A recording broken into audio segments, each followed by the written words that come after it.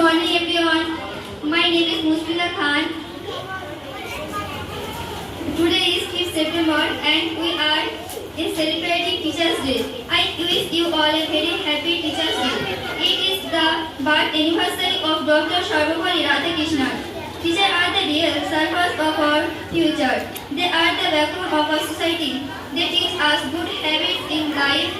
They help us to be a good human being. We are grateful for their guidance and support. Thank you.